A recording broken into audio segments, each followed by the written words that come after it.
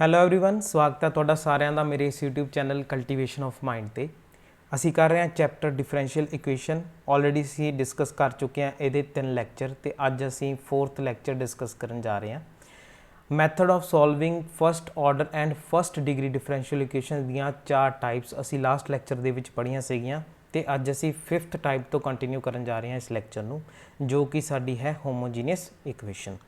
ਹੋਮੋਜੀਨੀਅਸ equation ਦਾ solution ਫਾइंड out किस तरह करांगे। First order first degree differential equation के अंडर पढ़ रहे हैं कि होमोजीनीअस इक्वेशन अगर अपने को आ जाए तो वह सल्यूशन किवें फाइंड आउट करते हैं, वो असी टाइप 5th विच पढ़ांगे। लेकिन उस तो पहला सानू होमोजीनीअस फंक्शन बारे पता होना चाहिए कि होमोजीनीअस फंक्शन की हुंदा है। मान लो साडे कोल कोई फंक्शन है x + 2y, ये साडे कोल कोई फंक्शन गिवन है। इस फंक्शन की की खासियत है, इस फंक्शन के विच साडे कोल हर एक टर्म की जिहड़ी डिग्री है वो अपने कोल की है 1 दे रखी है। कहने का मतलब वेरीएबल की जिहड़ी पावर है साडे कोल वो 1 दे रखी है। अगर असी फस्ट टर्म च देखांगे तो डिग्री कितनी है 1, सैकेंड टर्म च देखांगे तो साडे कोल डिग्री कितनी है 1। तो वो फंक्शन जिहदे विच हर एक टर्म की डिग्री सेम है, फस्ट टर्म के विच भी डिग्री 1 है और सैकेंड टर्म के विच भी डिग्री साडे कोल 1 है। तो इस फंक्शन के विच साडे कोल डिग्री की है 1 हैगी। x + 2y फंक्शन की गल करिए तो जे अगर साडे कोल डिग्री सेम आ गई, हर एक टर्म की डिग्री सेम आ गई, तो असी इसनूं किस तरह लिख सकते हैं।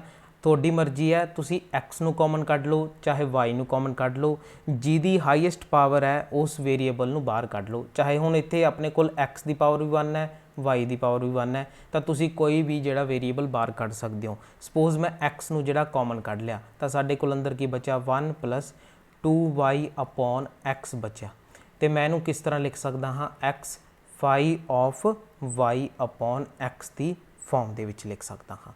तो जदों असी इस फॉर्म दे विच फंक्शन नूं लिख सकीए तो असी कहांगे वो फंक्शन अपने कोल की है होमोजीनियस फंक्शन है। तुसी की कर सकते सी, y नूं भी कॉमन कढ सकते सी। साडे कोल फंक्शन है x + 2y, असी जे y नूं कॉमन कढ लिया तो साडे कोल की आ जाऊगा x/y + 2। तो असी इसनूं की लिख सकते हैं y फाई ऑफ x/y। तो कहने का मतलब अगर असी किसी भी फंक्शन नूं इस फॉर्म दे विच लिख सकीए, या फिर असी कह सकते हैं भी साडे एक फंक्शन दे विच हर एक टर्म की डिग्री जिहड़ी आ वो सेम होवे, तो उस फंक्शन नूं असी की कहने आ होमोजीनियस फंक्शन। इत्थे एक गल दा खास ध्यान रखना रजे कि जिहड़ा असी कॉमन कढांगे वेरीएबल वो कढना जिहदे विच हाईएस्ट डिग्री है। ठीक है जी, हाईएस्ट डिग्री वाला वेरीएबल जिहड़ा कॉमन कढना है। किस तरह एक एग्जाम्पल दे नाल समझाउणा। एग्जाम्पल आ साडे कोल कहंदे फंक्शन गिवन है सानू x² - 3xy + 7y²। ये सानू फंक्शन गिवन है। सब तो पहला असी दसना भी ये होमोजीनियस फंक्शन है कि नहीं। तो असी देखिया फस्ट जिहड़ी साडे कोल टर्म है उहदे विच डिग्री कितनी दे रखी है 2 दे रखी है। सैकेंड जिहड़ी साडे कोल टर्म है उहदे विच डिग्री कितनी है, तुसी कहोगे इत्थे 1 है इत्थे 1 है, तो डिग्री कितनी है 2 दे रखी है। थर्ड टर्म है जिहड़ी साडे कोल उहदे विच असी देखिए तो डिग्री कितनी है 2 दे रखी है। तो इहदा मतलब साडे कोल यह की है सेम डिग्री वाली टर्म्स ने इस फंक्शन दे विच, तो यह अपने कोल होमोजीनियस फंक्शन है। पर असी इसनूं इस फॉर्म दे विच की लिख सकते हैं वो भी चैक कर लैंदे हैं। हुण असी देखो मान लो इत्थों मैं y² कॉमन कढिया। हुण देखो रजे की गल है, साडे कोल इत्थे y की पावर 1 भी है तो y की पावर 2 भी है। मैं जिहड़ी गल कही सीगी कि असी हाईएस्ट डिग्री वाली टर्म बाहर कढनी है, हाईएस्ट पावर वाली टर्म कढनी है। कढन नूं तुसीं इत्थे y भी कॉमन कढ सकते सी, लेकिन असी y कॉमन नहीं कढना, असी इत्थे की कॉमन कढना है y² नूं। कहने का मतलब हाईएस्ट डिग्री नूं कॉमन कढना, हाईएस्ट डिग्री वाले वेरीएबल नूं कॉमन कढना है। तो जे असी y² कॉमन कढिया तो अपने कोल इत्थे बन जू x/y² - 3। इत्थों असी अगर कॉमन कढांगे तो अपने कोल कितना बन जूगा x/y, क्योंकि y² कॉमन कढिया, प्लस की आजू अपने कोल 7 आजू। तो असी इसनूं किस तरह लिख सकते हैं y² फाई ऑफ x/y। तो यदा मतलब असी जिहड़ा है दो गल्लां दा ध्यान रखना। पहली गल कि सारी टर्म्स की डिग्री जिहड़ी है सेम होनी चाहिए है।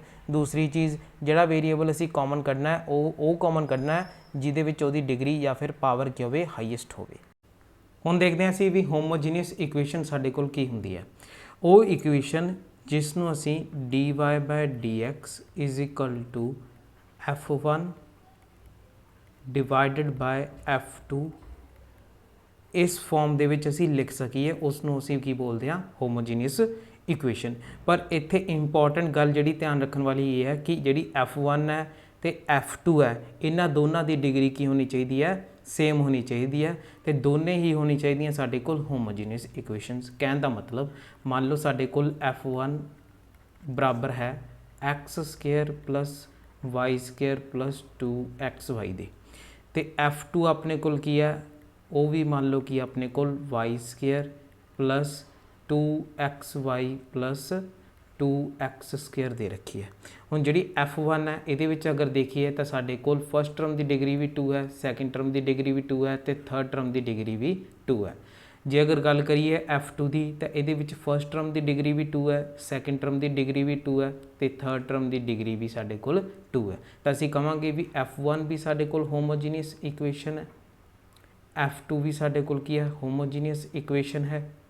ਤੇ ਜਦੋਂ ਅਸੀਂ F1/F2 ਲਿਖਾਂਗੇ ਦੋਨਾਂ ਦੀ ਡਿਗਰੀ ਕੀ ਹੈ, ਇਹਦੀ ਡਿਗਰੀ ਵੀ 2 ਹੈ, ਇਹਦੀ ਡਿਗਰੀ ਵੀ 2 ਹੈ, ਦੋਨਾਂ ਦੀ ਡਿਗਰੀ ਕੀ ਹੈ, ਸੇਮ ਹੈ ਤੇ ਦੋਨੇ ਹੀ ਕੀ ਨੇ ਆਪਣੇ ਕੋਲ ਫੰਕਸ਼ਨ ਹੋਮੋਜੀਨੀਅਸ ਨੇ। ਤਾਂ ਜਿਹੜੀ ਇਕੁਏਸ਼ਨ ਬਣਦੀ ਹੈ ਉਹ ਆਪਣੇ ਕੋਲ ਕੀ ਬਣਦੀ ਹੈ, ਹੋਮੋਜੀਨੀਅਸ ਇਕੁਏਸ਼ਨ। ਇੱਕ ਹੋਰ ਐਗਜ਼ਾਮਪਲ ਦੇ ਨਾਲ ਸਮਝਦੇ ਹਾਂ। F1 ਸਾਨੂੰ ਦੇ ਰੱਖਿਆ x + 2y, F2 ਸਾਨੂੰ ਮੰਨ ਲਓ ਦੇ ਰੱਖਿਆ x² - 3x + 7y²। ਅਗਰ ਅਸੀਂ F1 'ਚ ਦੇਖੀਏ ਤਾਂ ਫਸਟ ਟਰਮ ਦੀ ਡਿਗਰੀ 1 ਹੈ, ਸੈਕਿੰਡ ਟਰਮ ਦੀ ਡਿਗਰੀ ਵੀ ਆਪਣੇ ਕੋਲ 1 ਹੈ, ਦੋਨਾਂ ਦੀ ਟਰਮ ਦੀ ਡਿਗਰੀ ਕੀ ਹੈ, 1 ਹੈ, ਸੇਮ ਹੈ, ਮਤਲਬ ਪੂਰੀ ਦੀ ਪੂਰੀ ਇਸ ਫੰਕਸ਼ਨ ਦੀ ਡਿਗਰੀ ਸਾਨੂੰ 1 ਦੇ ਰੱਖੀ ਹੈ। ਤਾਂ ਅਸੀਂ ਕੀ ਕਹਾਂਗੇ, F1 ਕੀ ਹੈ, ਹੋਮੋਜੀਨੀਅਸ ਫੰਕਸ਼ਨ ਹੈ। F1 ਹੋਮੋਜੀਨੀਅਸ ਕੀ ਆ ਗਿਆ ਆਪਣੇ ਕੋਲ, ਫੰਕਸ਼ਨ ਆ ਗਿਆ। ਅਗਰ ਅਸੀਂ F2 ਵੱਲ ਦੇਖੀਏ ਤਾਂ ਫਸਟ ਟਰਮ ਦੀ ਡਿਗਰੀ 2, ਸੈਕਿੰਡ ਟਰਮ ਦੀ ਡਿਗਰੀ ਵੀ 2 ਆਪਣੇ ਕੋਲ ਤੇ ਥਰਡ ਟਰਮ ਦੀ ਡਿਗਰੀ ਵੀ 2 ਹੈ। ਤਾਂ ਇਹਦਾ ਮਤਲਬ ਸੇਮ ਡਿਗਰੀ ਹੈ ਪੂਰੀ ਦੀ ਪੂਰੀ ਫੰਕਸ਼ਨ ਦੀ, ਹਰ ਟਰਮ ਦੀ ਡਿਗਰੀ ਕੀ ਹੈ, 2 ਹੈ। ਤੇ ਅਸੀਂ F1 ਨੂੰ ਕਿਵੇਂ ਲਿਖ ਸਕਦੇ ਹਾਂ, ਅਸੀਂ ਅਗਰ x ਕਾਮਨ ਕੱਢ ਲਈਏ ਇੱਥੋਂ ਤਾਂ ਅਸੀਂ ਕੀ ਕਰਾਂਗੇ, ਇਹਨੂੰ ਕਿਵੇਂ ਲਿਖ ਸਕਦੇ ਹਾਂ, x5y/x ਦੀ ਫਾਰਮ ਦੇ ਵਿੱਚ। ਇਸੇ ਤਰ੍ਹਾਂ ਹੀ ਅਗਰ F2 ਨੂੰ ਦੇਖੀਏ ਤਾਂ F2 ਨੂੰ ਵੀ ਅਸੀਂ ਕੀ ਹੈ, ਇਸੇ ਫਾਰਮ 'ਚ ਲਿਖ ਸਕਦੇ ਹਾਂ। ਮੰਨ ਲਓ ਅਸੀਂ x² ਨੂੰ ਬਾਹਰ ਕੱਢ ਲਿਆ ਤਾਂ ਅਸੀਂ ਕੀ ਲਿਖ ਸਕਦੇ ਹਾਂ, x² ਕੀ ਕੱਢ ਲਿਆ, ਬਾਹਰ ਕੱਢ ਲਿਆ ਤੇ ਇਹ ਕੀ ਬਣ ਗਿਆ ਆਪਣੇ ਕੋਲ y/x ਦੀ ਫਾਰਮ। ਤਾਂ F1 ਤੇ F2 ਦੋਨੇ ਆਪਣੇ ਕੋਲ ਹੋਮੋਜੀਨੀਅਸ ਫੰਕਸ਼ਨ ਤਾਂ ਹੈਗੇ ਨੇ, ਲੇਕਿਨ ਜਦੋਂ ਅਸੀਂ ਇਸ ਨੂੰ ਇਸ ਫਾਰਮ ਦੇ ਵਿੱਚ ਲਿਖਾਂਗੇ dy/dx = F1/F2, ਇਸ ਫਾਰਮ ਦੇ ਵਿੱਚ ਲਿਖਾਂਗੇ ਤਾਂ F1 ਦੀ ਜਿਹੜੀ ਡਿਗਰੀ ਹੈ ਉਹ ਆਪਣੇ ਕੋਲ 1 ਆ ਰਹੀ ਹੈ, ਮਤਲਬ ਹਰ ਟਰਮ ਦੀ ਡਿਗਰੀ 1 ਆ ਰਹੀ ਹੈ। ਤੇ F2 ਦੀ ਗੱਲ ਕਰੀਏ ਤਾਂ ਆਪਣੇ ਕੋਲ ਹਰ ਟਰਮ ਦੀ ਡਿਗਰੀ ਕੀ ਆ ਰਹੀ ਹੈ, 2 ਆ ਰਹੀ ਹੈ। ਤੇ ਜਦੋਂ ਅਸੀਂ ਇਹਨਾਂ ਦੋਨਾਂ ਦੀ ਡਿਗਰੀ ਨੂੰ ਮੈਚ ਕੀਤਾ ਤਾਂ ਉਹ ਅਨਇਕੁਅਲ ਆ ਰਹੀਆਂ ਸੀਗੀਆਂ, ਜਿਹਦੇ ਕਰਕੇ ਅਸੀਂ ਕਿਹਾ ਵੀ ਹੋਮੋਜੀਨੀਅਸ ਇਕੁਏਸ਼ਨ ਦੀ ਜਿਹੜੀ ਕੰਡੀਸ਼ਨ ਆ ਉਹਨੂੰ ਇਹ ਫੁੱਲਫਿਲ ਨਹੀਂ ਕਰ ਪਾ ਰਹੇ। ਇਸੇ ਕਰਕੇ ਇਹ ਜ਼ਰੂਰੀ ਨਹੀਂ ਵੀ ਜਿਹੜੇ ਹੋਮੋਜੀਨੀਅਸ ਫੰਕਸ਼ਨ ਹੈ ਉਹ ਸਾਰੇ ਹੋਮੋਜੀਨੀਅਸ ਇਕੁਏਸ਼ਨ ਬਣਾਉਣਗੇ। ਤਾਂ ਇਸ ਚੀਜ਼ ਦਾ ਧਿਆਨ ਰੱਖਣਾ ਵੀ ਜੇ ਆਪਣੇ ਕੋਲ ਹੋਮੋਜੀਨੀਅਸ ਇਕੁਏਸ਼ਨ ਬਣ ਰਹੀ ਹੈ ਤਾਂ ਉਸ ਤੋਂ ਬਾਅਦ ਅਸੀਂ ਅਗਰ ਇਹ ਚੀਜ਼ ਦਾ ਧਿਆਨ ਰੱਖਣਾ, ਜੇ ਅਗਰ ਆਪਣੇ ਕੋਲ ਹੋਮੋਜੀਨੀਅਸ ਫੰਕਸ਼ਨ ਬਣ ਰਿਹਾ ਤਾਂ ਇਸ ਚੀਜ਼ ਦਾ ਧਿਆਨ ਰੱਖਣਾ ਵੀ ਹੋਮੋਜੀਨੀਅਸ ਇਕੁਏਸ਼ਨ ਵਾਲੀ ਕੰਡੀਸ਼ਨ ਨੂੰ ਵੀ ਉਹ ਫੁੱਲਫਿਲ ਕਰੇ। ਐਗਜ਼ਾਮਪਲ ਦੀ ਹੈਲਪ ਦੇ ਨਾਲ ਸਮਝਦੇ ਹਾਂ ਕਿ ਕਿਵੇਂ ਅਸੀਂ ਟਾਈਪ 5 ਹੋਮੋਜੀਨੀਅਸ ਇਕੁਏਸ਼ਨ ਦਾ ਸੋਲੂਸ਼ਨ ਕੱਢ ਸਕਦੇ ਹਾਂ। ਪ੍ਰੋਸੀਜਰ ਦਾ ਸਭ ਤੋਂ ਪਹਿਲਾ ਸਟੈਪ ਕੀ ਹੈ ਕਿ ਤੁਸੀਂ ਜਿਹੜੀ ਸਾਡੇ ਕੋਲ ਗਿਵਨ ਡਿਫਰੈਂਸ਼ੀਅਲ ਇਕੁਏਸ਼ਨ ਹੈ ਉਹਨੂੰ ਇਸ ਤਰ੍ਹਾਂ ਐਡਜਸਟ ਕਰਨਾ ਹੈ ਕਿ dy/dx = F1/F2 ਦੀ ਫਾਰਮ ਸਾਡੇ ਕੋਲ ਮਿਲ ਜੇ। ਇਸ ਤਰ੍ਹਾਂ ਤੁਸੀਂ ਐਡਜਸਟ ਕਰਨਾ, ਇਹ ਸਾਡਾ ਪਹਿਲਾ ਸਟੈਪ ਹੈ। ਦੂਜਾ ਸਟੈਪ ਕੀ ਆ, ਕਹਿੰਦੇ y ਦੀ ਜਗ੍ਹਾ ਤੇ vx ਪੁੱਟ ਕਰਨਾ ਹੈ। ਤੇ ਜਦੋਂ ਅਸੀਂ y ਦੀ ਜਗ੍ਹਾ ਤੇ vx ਪੁੱਟ ਕੀਤਾ ਤੇ ਉਸ ਤੋਂ ਬਾਅਦ ਅਸੀਂ ਕੀ ਕਰਨਾ ਹੈ, ਡੈਰੀਵੇਟਿਵ ਕਰਨਾ ਹੈ ਇਸ ਜਿਹੜੀ ਇਕੁਏਸ਼ਨ ਦਾ ਵਿਦ ਰਿਸਪੈਕਟ ਟੂ x ਦੇ। ਕਹਿਣਾ ਮਤਲਬ y ਨੂੰ ਅਸੀਂ ਜਦੋਂ vx ਪੁੱਟ ਕਰਾਂਗੇ ਤਾਂ ਫਿਰ y = vx ਦਾ ਕੀ ਕਰਾਂਗੇ, ਡੈਰੀਵੇਟਿਵ ਕਰਾਂਗੇ ਵਿਦ ਰਿਸਪੈਕਟ ਟੂ x ਦੇ। ਤਾਂ ਇੱਥੋਂ ਸਾਡੇ ਕੋਲ dy/dx ਜਿਹੜਾ ਆ ਜਾਊਗਾ। ਹੁਣ ਇੱਥੇ ਰਜੇ ਕੀ ਆ, v ਆਪਣੇ ਕੋਲ ਕੀ ਦੇ ਰੱਖਿਆ, x, ਇਹ ਦੋਨੇ ਵੇਰੀਏਬਲ ਨੇ, v ਵੀ ਵੇਰੀਏਬਲ ਹੈ, x ਵੀ ਵੇਰੀਏਬਲ ਹੈ। ਤਾਂ ਇੱਥੇ ਆਪਣੇ ਕੋਲ ਕੀ ਲੱਗੂਗਾ, ਪ੍ਰੋਡਕਟ ਰੂਲ ਲੱਗ ਜਾਊਗਾ। First function as it is, ਦੂਜੇ ਦਾ ਡੈਰੀਵੇਟਿਵ ਪਲੱਸ ਫਸਟ ਫੰਕਸ਼ਨ ਦਾ ਡੈਰੀਵੇਟਿਵ ਤੇ x ਐਜ਼ ਇਟ ਇਜ਼। ਤਾਂ ਇੱਦਾਂ ਅਸੀਂ ਪ੍ਰੋਡਕਟ ਰੂਲ ਲਗਾ ਕੇ dy/dx ਦੀ ਵੈਲਿਊ ਫਾਈਂਡ ਆਊਟ ਕਰ ਲੈਣੀ ਹੈ। ਫਿਰ ਜਿਹੜੀ ਅਸੀਂ dy/dx ਦੀ ਵੈਲਿਊ ਫਾਈਂਡ ਆਊਟ ਕਰਾਂਗੇ ਉਸ ਵੈਲਿਊ ਨੂੰ ਜਿਹੜਾ ਹੈ ਅਸੀਂ ਫਿਰ ਇਸ ਗਿਵਨ ਡਿਫਰੈਂਸ਼ੀਅਲ ਇਕੁਏਸ਼ਨ 'ਚ ਪੁੱਟ ਕਰ ਦਾਂਗੇ। ਤਾਂ ਦੇਖਦੇ ਹਾਂ ਕਿਸ ਤਰ੍ਹਾਂ ਸੋਲਵ ਕਰਨਾ, ਥੋੜ੍ਹੀ ਜਿਹੀ ਤੁਹਾਨੂੰ ਉਹਦੇ ਨਾਲ ਵੀ ਕਲੈਰੀਫਿਕੇਸ਼ਨ ਮਿਲ ਜਾਣੀ ਹੈ। ਤਾਂ ਪਹਿਲਾ ਕੁਐਸਚਨ ਹੈ ਸਾਡੇ ਕੋਲ, ਕਹਿੰਦੇ solve dy/dx = x - y/x + y।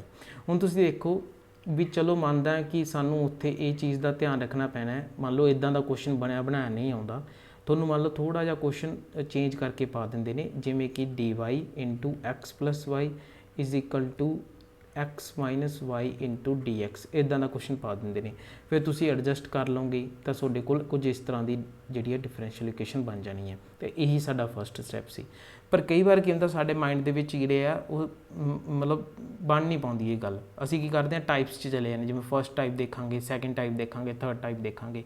ਤਾਂ ਤੁਸੀਂ ਇੱਕ ਚੀਜ਼ ਜਿਹੜੀ ਇੱਥੇ ਨੋਟ ਕਰੋਗੇ ਕਿ ਅਗਰ ਇੱਥੇ ਅਸੀਂ ਕੁਐਸਚਨ ਕੀਤਾ ਸੀ ਟਾਈਪ ਦਾ ਕਿ ਅਗਰ ਆਪਣੇ ਕੋਲ dy/dx is equal to cos x plus y ਦੀ ਫਾਰਮ ਆ ਜੇ, ਤਾਂ ਜਦੋਂ ਇਹ ਫੋਰਥ ਟਾਈਪ ਸੀ ਆਈ ਥਿੰਕ, ਤਾਂ ਫੋਰਥ ਟਾਈਪ ਕੀਤੀ ਸੀ ਤਾਂ ਉਹਦੇ ਵਿੱਚ ਮੈਂ ਕਿਹਾ ਸੀਗਾ ਕਿ ਜੇ ਤੁਹਾਡੇ ਕੋਲ ਇਸ ਤਰ੍ਹਾਂ ਦੀ ਕੋਈ ਟਾਈਪ ਆ ਜੇ ਤਾਂ ਤੁਸੀਂ x ਪਲੱਸ ਵਾਈ ਨੂੰ ਜਿਹੜਾ ਹੈ ਉਹ v ਦੇ ਇਕੁਅਲ ਪੁੱਟ ਕਰ ਲੈਣਾ, ਕੋਈ ਵੀ v ਜਾਂ t ਕੋਈ ਵੀ ਵੇਰੀਏਬਲ ਪੁੱਟ ਕਰ ਲੈਣਾ ਹੈ ਨਾ। ਹੁਣ ਤੁਸੀਂ ਇਸ ਕੁਐਸਚਨ ਦੇ ਵਿੱਚ ਇਹੀ ਫੋਰਥ ਟਾਈਪ ਵਾਲਾ ਜਿਹੜਾ ਹੈ ਮੈਥਡ ਅਪਲਾਈ ਕਰਕੇ ਦੇਖੋ ਕਿ ਤੁਸੀਂ x ਪਲੱਸ ਵਾਈ ਦੀ ਜਗ੍ਹਾ 'ਤੇ t ਪੁੱਟ ਕਰ ਸਕਦੇ ਹੋ, ਨਹੀਂ ਫਿਰ ਤੁਸੀਂ x ਮਾਈਨਸ ਵਾਈ ਦਾ ਕੀ ਕਰੋਗੇ।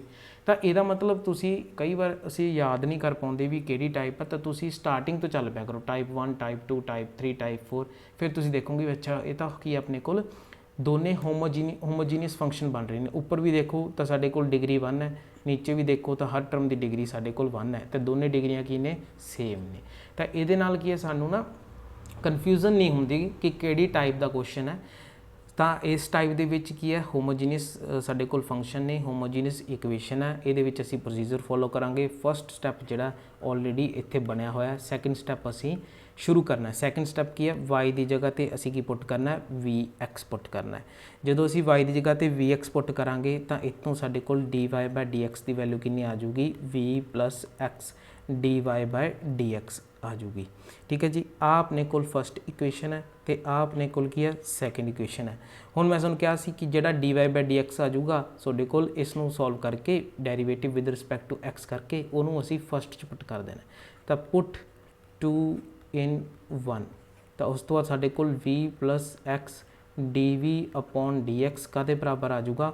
ਹੁਣ x ਮਾਈਨਸ ਵਾਈ ਹੈ ਤਾਂ x as it is y ਦੀ ਜਗ੍ਹਾ 'ਤੇ ਕੀ ਲਿਖਾਂਗੇ vx, ਨੀਚੇ x ਪਲੱਸ vx, ਤਾਂ x ਕਾਮਨ ਆ ਗਿਆ ਤਾਂ 1 ਮਾਈਨਸ v/1 ਪਲੱਸ v ਆ ਗਿਆ ਆਪਣੇ ਕੋਲ। ਇਹਨੂੰ ਤੁਸੀਂ ਰੱਬ ਕਰ ਦੋਗੇ ਤਾਂ ਆਪਣੇ ਕੋਲ ਇੱਥੇ ਕੀ ਆ ਗਿਆ v plus x dv/dx is equal to 1 minus v/1 plus v। ਇਸ ਤੋਂ ਬਾਅਦ ਕੀ ਹੈ ਰਾਜੇ v ਨੂੰ ਇੱਕ ਪਾਸੇ ਲੈ ਜਾਓ, ਇੱਧਰ ਲੈ ਆਂਦਾ v ਨੂੰ ਮਾਈਨਸ v ਆ ਜਾਊਗਾ।